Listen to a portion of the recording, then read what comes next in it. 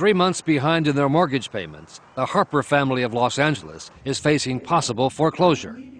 And since last summer, Carol Harper and her husband Johnny, now disabled, have been trying without success to get their mortgage modified so they can make their monthly payments. I don't know what I'm going to do if these people decide to take my home. I have nothing else. I can't see myself after 35 years out there in the street. We worked hard for this. He worked until he couldn't work any longer. He don't know the half of what I've been through. And I don't mean to do this. She says her calls to her bank, IndyMac, have resulted in nothing more than a 6-month-long runaround. I've called. I've been on the phone so much, so it's just pathetic. It's hard. And I'm at the point where I don't know where else to go. So she turned to Washington, to her Congresswoman, Maxine Waters. The average American trying to get through to negotiate a loan modification will not be able to get it done. And to prove the point, Congresswoman Waters let Nightline listen in as she herself tried to get through to a number of banks on behalf of 3 of her constituents. Is Ms. Harper on the line? When she called IndyMac for the Harpers, it took 4 minutes just to get through all the recorded messages. Our representatives are currently assisting other customers, but your call is very important to us. Prompts. Please enter your 10-digit mortgage loan number. And music. To find a live person. This is Congresswoman Maxine Waters. I work on these loan modifications with my constituents. But once the bank heard who she was and that ABC News was listening, she was told she had to talk to someone named Evan in the Public Relations Department. Oh, okay, but can you give me a number to the President's office? No number to the President's office. So the best thing you can do is refer me to Evan. He doesn't have a telephone number. A bank spokesperson said Mrs. Harper's case was too complex to be handled through the call center, and that IndyMac is now trying to help her. The Congresswoman's next call went to the Bank of America, which claims it does a good job handling calls about mortgages. On average, it's 1 to 2 minutes in terms of once you're waiting in queue for an agent. It takes 1 to 2 minutes to get through to somebody. But for Congresswoman Waters, her call to the Bank of America turned into a 2-hour ordeal.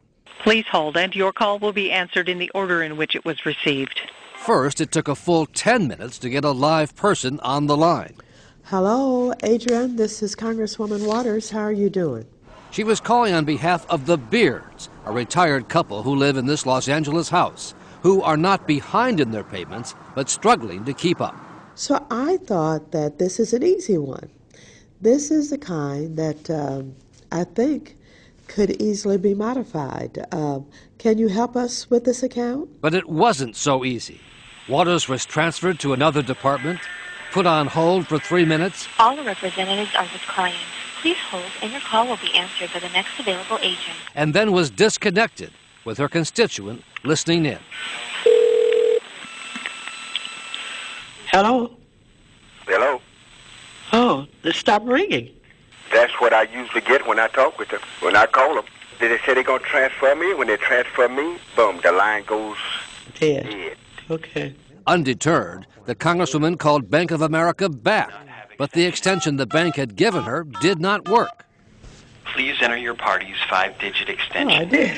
If you do not have extension information, please stay I've got on a the line. 5-digit number. The next available agent will assist you. 52701. 52701. Please enter your party's 5-digit extension. If So you it do doesn't not have work. extension, So for a third time, 49 minutes after she first dialed Bank of America, the Congresswoman called the bank's 800 number again.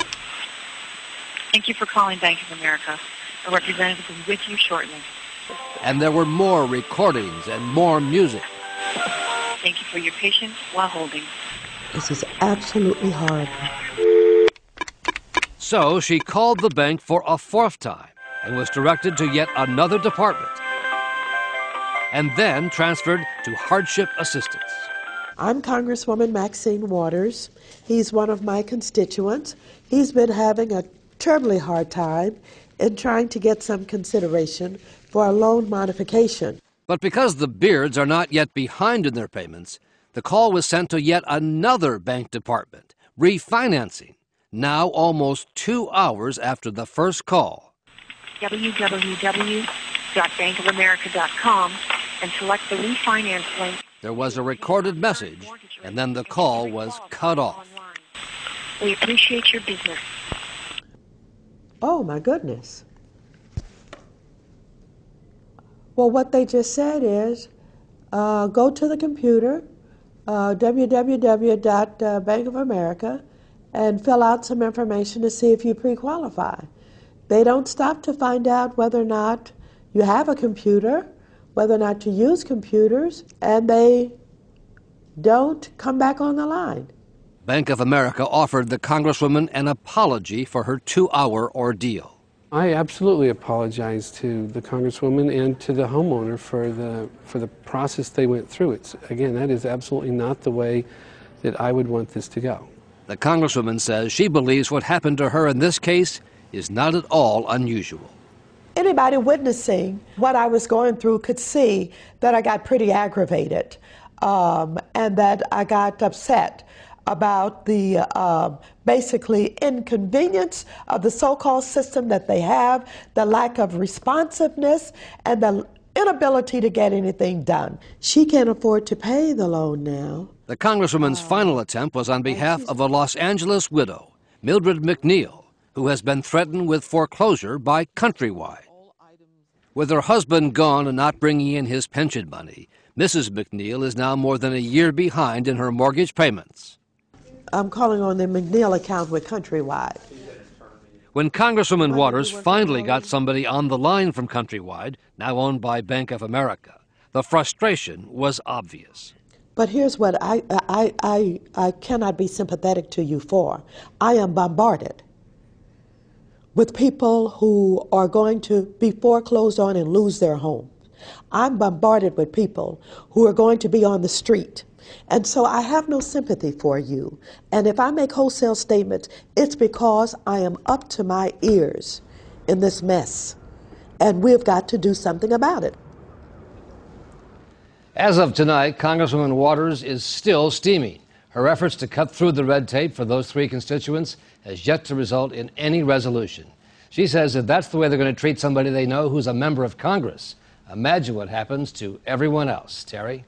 You've got to wonder. Well, good for Congresswoman Waters, and thanks.